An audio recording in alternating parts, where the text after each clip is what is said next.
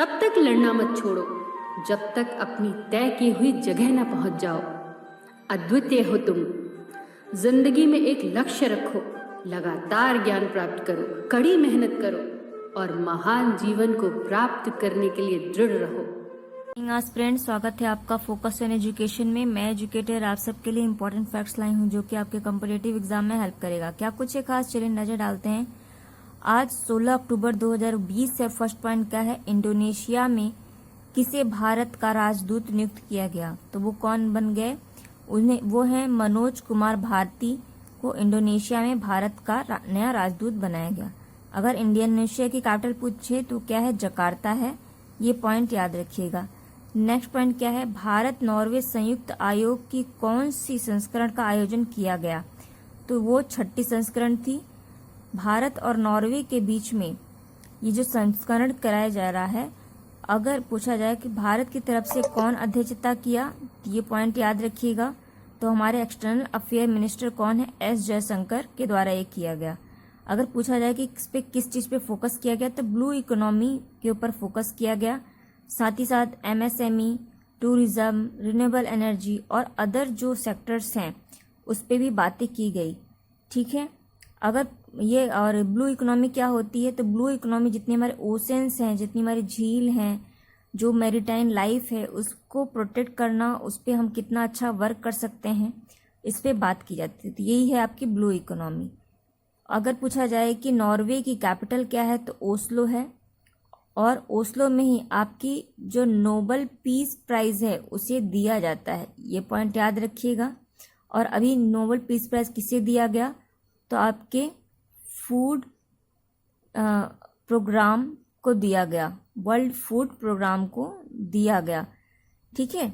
और अगर नॉर्वे कहाँ पर है, तो यूरोप कॉन्टिनेंट के स्कैंडिनेवियन पेनिसुला पर है, नॉर्वे और स्वीडन। ये 2 पॉइंट याद रखिएगा। चलिए और क्या पॉइंट है, भारत मैक्सिको द्विपक्षीय उच्च स्तरीय समूह की कौन से संस्करण का आयोजन किया गया। तो ये 5वां था। अभी हमने देखा नॉर्वे के साथ कौन सा था, तो 6ठा। और अगर मैक्सिको से पूछे तो वो आपका कौन सा हो जाएगा, 5वां। यहाँ पे किस पे फोकस किया गया, तो ट्रेड, इन्वेस्टमेंट और आर्टिफिशियल प्रॉपर्टी पे इस पे बात की गई। मैक्सिको कहाँ पे है, तो आपके नॉर्थ अमेरिका में बिल्कुल उसके साउथ पार्ट में दिखेगा, तो आपको मैक्सिको दिख जाएगा। नेक्स्ट पॉइंट क्या है, ये हमारे एग्जाम के लिए बहुत इंपॉर्टेंट क्वेश्चन है। संयुक्त राष्ट्र की मानवाधिकार परिषद में किस देश को हार का सामना करना पड़ा, तो वो सऊदी अरब है। सऊदी अरब को इस बार हार का सामना करना पड़ा। इसकी इलेक्शन हुई थी। इसे क्या कहते हैं, United nation human right council, यानी यूएनएचआरसी। यूएनएचआरसी से अमेरिका ने जून 2018 में इस परिषद से अपना नाम हटा लिया था। ये पॉइंट याद रखिएगा। तो क्या भारत का भी ऐसा कोई ऑर्गेनाइजेशन है, तो yes, national human right council India का है, जो कि 1993 में आया था। 12 अक्टूबर को ये एक्ट लाया गया था, इस काउंसिल की स्टैब्लिशमेंट हुई थी। इसीलिए हम 12 अक्टूबर की नेशनल ह्यूमन राइट डे के रूप में हम इसे मनाते हैं। ये पॉइंट याद रखिएगा। ठीक है। अभी सऊदी अरब से देखिएगा, तो सऊदी अरब में किसकी मीटिंग हो रही है, आपकी G20 की मीटिंग ऑर्गेनाइज किया जा रहा है। ये पॉइंट याद रखिएगा। ठीक है। चलिए नेक्स्ट पॉइंट पर नजर डालें। वो क्या है, वो है आपका FATF के बारे में, यानी फाइनेंशियल एक्शन टास्क फोर्स, जिसे FATF ने पाकिस्तान को ग्रे सूची के अंतर्गत किस वर्ष शामिल किया था, तो 2018 में किया था। क्या होता है ये है FATF ऑर्गेनाइजेशन जो है, ये उन आतंकवादियों की लिस्ट निकालती है जो कि हमारे वर्ल्ड, हमारे ये यूनिवर्स के लिए खतरा या मानव जाति के लिए। ये 2 प्रकार की लिस्ट निकालती है, एक होती है ब्लैक लिस्ट और एक होती है आपकी ग्रे लिस्ट। ठीक। ग्रे लिस्ट में अगर किसी कंट्री को इसमें रखा जाए, तो आपकी world bank, IMF, Asian development bank, जो ऐसी जो बड़ी बड़ी जो ऑर्गेनाइजेशन होती है उसको फंडिंग नहीं देती, मुश्किल होता है फंडिंग मिलना। अगर आप कोई कंट्री ब्लैक लिस्ट के अंदर है तो उसे तो बिल्कुल उसे दिया ही नहीं जाता है, बैन कर दिया जाता है। तो क्या ब्लैक लिस्ट में कोई कंट्री है? तो यस, आपके नॉर्थ कोरिया है और ईरान है। ठीक, अगर पूछा जाए ग्रे लिस्ट में तो अभी पिछले साल यानी 2018 में शायद जो श्रीलंका था उसे ग्रे लिस्ट से हटा दिया गया, लेकिन पाकिस्तान को 2018 से अभी तक 2020 खत्म होने वाला है तब तक रखा गया। नेक्स्ट पॉइंट क्या है वो देखिए, पेप्सिको ने किस राज्य में 814 करोड़ रुपए की लागत से एक इकाई स्थापित करने की घोषणा की है? तो वो कहाँ पे है? उत्तर प्रदेश में। ये कहाँ लगाया जाएगा? ये मथुरा में लगाया जाएगा। मथुरा में आपका एक और पॉइंट है, क्या है वो? एलिफेंट म्यूजियम है। ठीक है, एलिफेंट म्यूजियम और हॉस्पिटल दोनों है। किसके लिए? एलिफेंट्स के लिए, याद रखिएगा। ये क्या करेगा, जैसे कि लेस कंपनी होती है ना, वैसी एक इकाई एक इंडस्ट्री लगाएगा जिससे क्या होगा? एम्प्लॉयमेंट जनरेट होगा। और उत्तर प्रदेश में ही एक मिशन की शुरुआत की गई, उस मिशन का नाम क्या है? मिशन शक्ति। ये पॉइंट याद रखिएगा मिशन शक्ति के बारे में। ये क्या करेगा? To provide security women and girl, women को और गर्ल को, जो हम अभी नवरात्र शुरू हो जाएगा ना उसके उपलक्ष्य में क्या कर रहा है? सिक्योरिटी प्रोवाइड कर रही है। हाथरस का मामला तो सॉल्व नहीं हो रहा, सिक्योरिटी प्रोवाइड कर रही है। और इन्होंने ऑपरेशन दुराचार भी निकाला था हाथरस से पहले ही। इसमें क्या था कि जितने भी जो ऐसे दुष्कर्म करते हैं जो व्यक्ति, उनकी फोटो को पब्लिक में पोस्टर बना के चिपकाना था। ये इसका काम था दुराचारी का। ठीक है, ये ऑपरेशन का। चलिए नेक्स्ट पॉइंट देखें, नासा किस राज्य के 3 छात्रों के नैनो सैटेलाइट को लॉन्च करेगा जिसका नाम क्या है? इंडोसैट नाम है। तो कहाँ का है? तमिलनाडु का है। तो ये पॉइंट याद रखिएगा। ठीक, नेक्स्ट पॉइंट क्या है कि किस राज्य में मापुसा और पोड़ा नामक 2 नए पुलिस जिले बनाने का निर्णय लिया? कौन कर रहा है? गोवा कर रहा है। गोवा सबसे छोटा स्टेट है हमारे इंडिया में, और गोवा पहला ऐसा स्टेट बन गया जिसने 100% क्या किया? आपका टैप वाटर कनेक्शन दिया। कहाँ पे? रूरल एरिया में, यानी ग्रामीण क्षेत्रों में इन्होंने 100% दे दिया। ये पॉइंट याद रखिएगा। नेक्स्ट जो पॉइंट है क्या है, किस राज्य केंद्र शासित प्रदेश में अशांत क्षेत्र अधिनियम संशोधन यानी डिस्टर्बिंग एरिया एक्ट अमेंडमेंट विधेयक की शुरुआत की गई? तो कौन बन गया? वो गुजरात बन गया।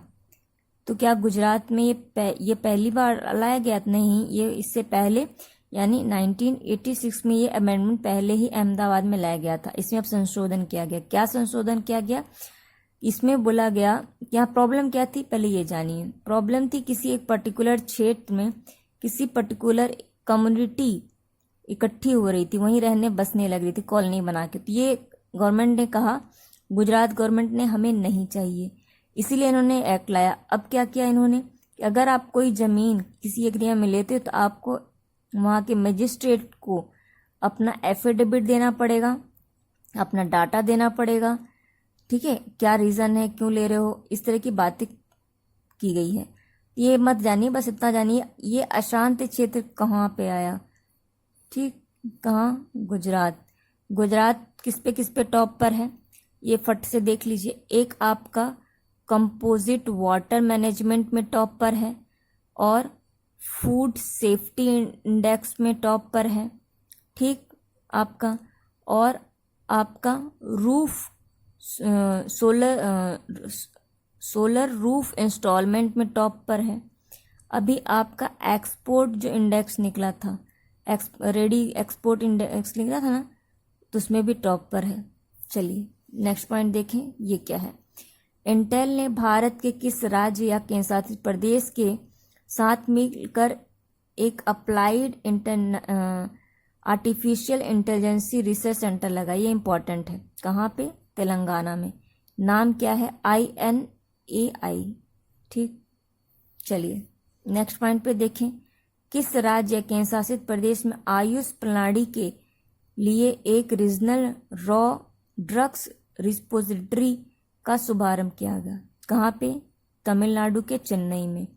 ये किसके अंदर काम कर रहा है? तो ये राष्ट्रीय आयुष मिशन है ना, उसके अंदर काम कर रहा है ये। इसमें क्या काम किया जाएगा? तो कच्चे दवाओं के प्रमाणीकरण के लिए मानक प्रोटोकॉल स्थापित कराएगा। जितनी भी औषधि होती है ना आपकी, घरेलू औषधि जो आप जानते हो, हमारा भारत तो ऐसे औषधियों का देश है, तो उस पर काम करेगा। ये किसके द्वारा कर रहा है? तो नेशनल मेडिकल प्लांट बोर्ड के द्वारा ये काम करेगा। ये जो पॉइंट है ना, इनको याद रखिएगा, ये इंपॉर्टेंट बनते हैं। नेक्स्ट पॉइंट क्या है?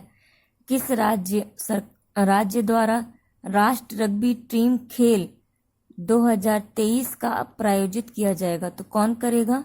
उड़ीसा से गवर्नमेंट ये कर रही है। आप मुझे बताइएगा कि रग्बी खेल किस खेल से संबंधित, किस स्पोर्ट से रिलेटेड है?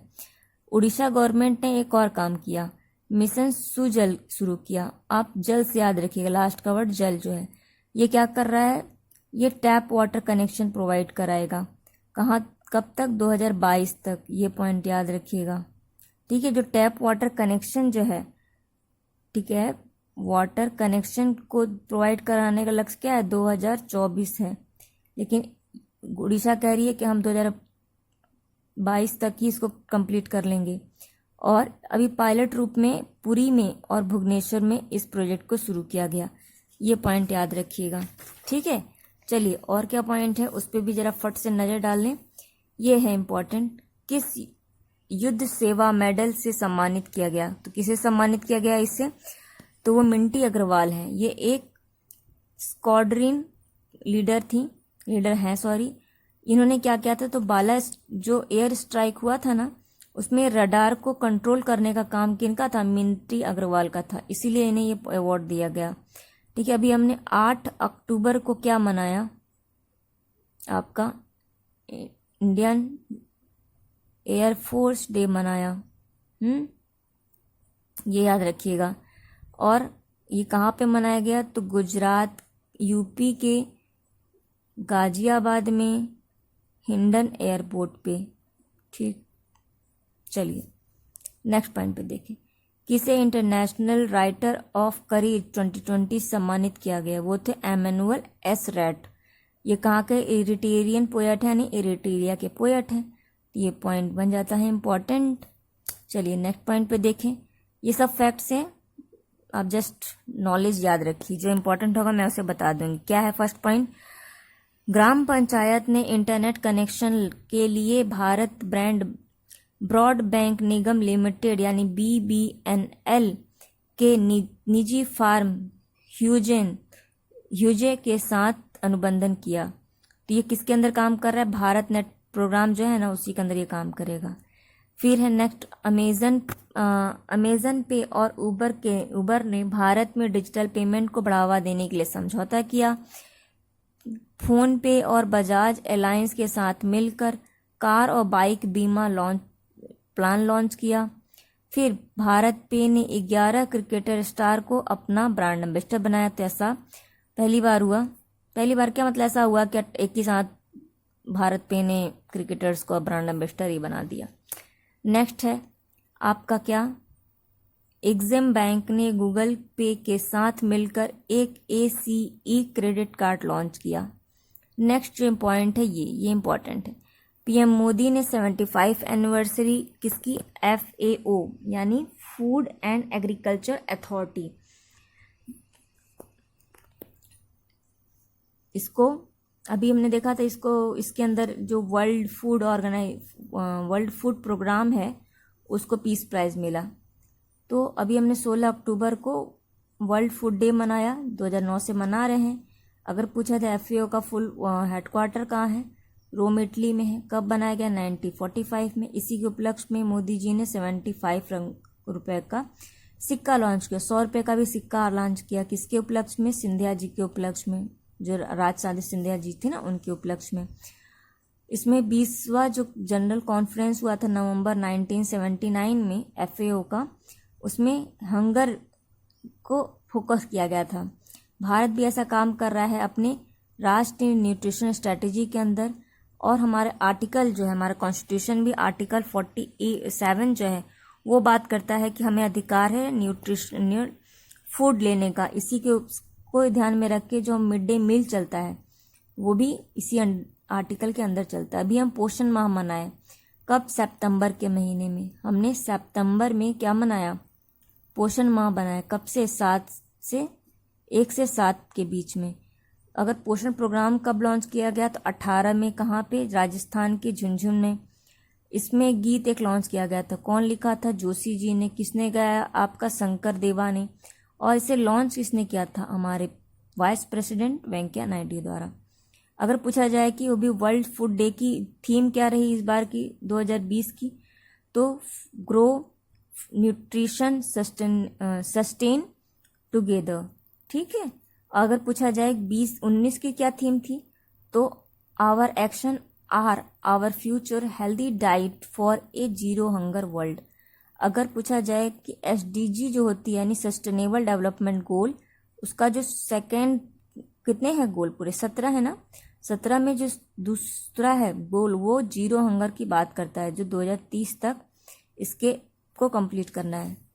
नेक्स्ट पॉइंट क्या है, IIP। ये क्या है, ये है आपका इंडेक्स ऑफ इंडस्ट्रियल प्रोटेक्शन के डाटा जारी किए किसने, ये आपका राष्ट्रीय सांख्यिकी संस्था यानी NSO, नेशनल स्ट्रेटेजी काउंसिल या ऑर्गेनाइजेशन ने कहा कि अगस्त माह में 8% की कमी देखी गई, ठीक है, किसमें, इंडस्ट्रियल प्रोटेक्शन में। नेक्स्ट पॉइंट है, उस पर भी फट से नजर आ ली, ये भी इंडेक्स था। ये क्या है, according to Arton Capital Passport Index 2020, इसमें भारत का पोजीशन बहुत खराब रहा, 858 पोजीशन पे आउट ऑफ 75। टॉप पे न्यूजीलैंड रहा, और अगर बॉटम अफगानिस्तान, ईरान रहा। इसी तरीके से हेलिक्स भी अपनी पासपोर्ट इंडेक्स निकालता है, उसमें इंडिया की 84 इंडेक्स रहा था, ठीक है। चलिए नेक्स्ट क्या है, किस राज्य में प्रोजेक्ट प्लेटिनम की शुरुआत की, कौन कर रहा है, महाराष्ट्र सरकार। अभी हमने देखा था महाराष्ट्र गवर्नमेंट और जो हमारी आर्मी पुलिस होती है, उन्होंने एक क्या, सुरक्षा कवच लॉन्च किया, ठीक है, सुरक्षा कवच, ये याद रखिएगा क्या है, ये एक एक्सरसाइज थी, terrorist exercise, anti terrorist exercise. Maharashtra ने ही ओपन बीड़ी जो होती है ना, सिगरेट्स, उसको बंद करने की बात कही। नेक्स्ट पॉइंट ये है, ये क्या है आपका, मोजाइक को कब लॉन्च किया गया था, 2019 में। इसने अपना काम कर लिया। कहाँ, क्या काम था इनका, कि जो सेंट्रल आर्कटिक है में भेजा गया था इस मिशन को। इसका नाम क्या है, फुल फॉर्म, मोसाइका, तो multi disciplinary drifting observation for study of Arctic climate, ठीक।